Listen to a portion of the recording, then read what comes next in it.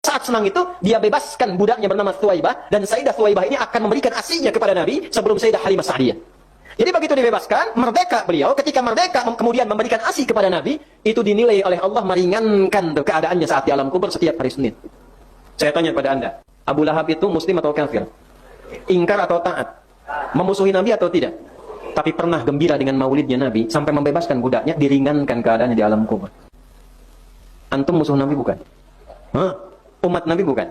Umat Nabi. Kita bukan musuh Nabi. Kita umat Nabi. Iman kepada Allah dengan mengikuti pada Rasulullah. Dengan kita gembira dengan lahirnya Rasulullah SAW. Bukan hanya ringannya, kita berharap syafaat Rasulullah SAW. Ya, ada lagi yang menyebutkan. Katanya ada dalam riwayat Al-Bukhari. Ya, dari Urwah. Nabi berkata tentang Thuwaibah. Thuwaibah budak Abu Lahab. Dulunya budak Abu Lahab. Ya, jadi Abu Lahab ini katanya membebaskan Thuwaibah. Membebaskannya. Ya. Lalu Thuwaibah ini menyusui Nabi sallallahu alaihi wasallam. Ya, ketika Abu Lahab meninggal, maka Abu Lahab ini dilihat oleh sebagian keluarganya di dalam mimpi. Di kondisi yang paling mengerikan, paling jeleknya. Maka dikatakan kepadanya, "Ada apa denganmu?" Maka Abu Lahab berkata, "Saya tidak ketemukan setelah kalian, maksudnya dari kebaikan semuanya adab, kecuali saya diberi minum pada ini." Ya, sesuatu sedikit sekali. Ya. Kenapa diberi sedikit walaupun tidak ada artinya, tapi diberi? Bi ataqati Thuwaibah, karena saya telah membebaskan Thuwaibah. Ya. Telah membebaskan Thuwaibah. Datang lagi pada sebagian orang, dia tafsirkan lebih luas lagi. Pada orang-orang yang mengatakan mendukung maulid, katanya datang dalam sebagian riwayat bahwa siksaan diringankan terhadap Abu Lahab setiap hari Senin disebabkan karena dia membebaskan Thuwaibah. Tatkala Thuwaibah ini memberi kabar gembira bahwa Nabi itu telah apa? Telah lahir. Iya. Nah, jadi ini ada dua kisah ya, ada kisah dalam Bukhari, ada yang kisah di luar apa? Di luar Bukhari. Baik, jawaban yang pertama itu dulu. Ya, ini andai kata Syah, harusnya ini kan ini luput dari Abu Bakar atau tidak? Yang seperti ini. Siapa yang paling dekat kepada Nabi? Hah? Abu Bakar As-Siddiq. Baik, Urwa Ibnu Zubair, tabi'in, tidak berjumpa Nabi. Ya, di riwayat yang lain disebutkan beliau mengambilnya dari Al-Abbas. Al-Abbas yang bermimpi melihat Abu Lahab. Al-Abbas sendiri pernah dinukil merayakan Maulid Nabi? Tidak ada. Jelas ya? Jadi tidak ada yang memahami seperti itu dari kalangan para sahabat. Nah, jawaban yang lainnya, ini riwayat terkait dengan kalau kisah bahwa Thuwaibah itu menyusui Nabi, itu haditsnya dalam riwayat Bukhari dan Muslim. Itu syah, tidak diragukan. Iya. Ada silang pendapat di kalangan ulama apakah Thuwaibah masuk Islam atau tidak.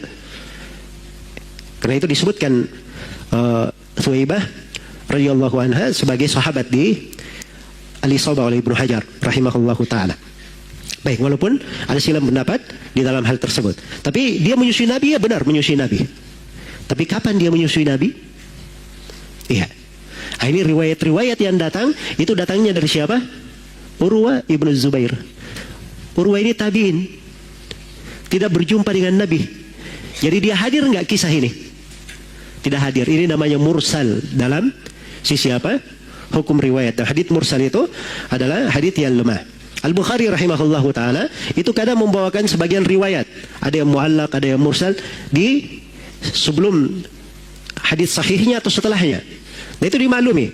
Dan Imam Al-Bukhari memasukkan dari muallaqat, dari beberapa riwayat yang terputus di dalam sahihnya, itu sekedar penguat, tapi bukan dianggap sebagai hadits yang sahih sama dengan hadits-hadits yang telah diakui dan diterima oleh para ulama. Baik, jadi ini dibahas ya oleh para ulama, dan Ibnu Hajar sendiri mengatakan bahwa ini mursal dari Urwa. Ya, dan yang menyebutkan bahwa dia diringankan siksaannya setiap hari Senin, itu tidak ada dari riwayat yang menguatkannya. Ya, tidak ada riwayat yang menguatkannya. Kemudian dari sisi makna juga, andai kata ini sahih misalnya, atau sebelum kita bertolak kepada sahih, ini kan mimpi, ya kan? Mimpi. Sekarang mimpi hujjah dalam syariat atau bukan? bukan hujjah dalam syariat. Baik, jawaban yang keempat. Andai kata anggaplah itu benar. Iya. Thuwaibah ini gara-gara memberi kabar gembira kepada Abu Lahab. Wahai Abu Lahab, ya, kemenakanmu lahir. Wah, Abu Lahab berkata, kamu karena kasih kabar gembira kepada saya, kamu bebas. Ya. Jadi katanya Abu Lahab saja bergembira dengan kelahiran Nabi, dia diringankan siksanya. Bagaimana pula dengan seorang mukmin yang bertauhid bergembira dengan kelahiran Nabi dengan merayakan apa? Maulidnya.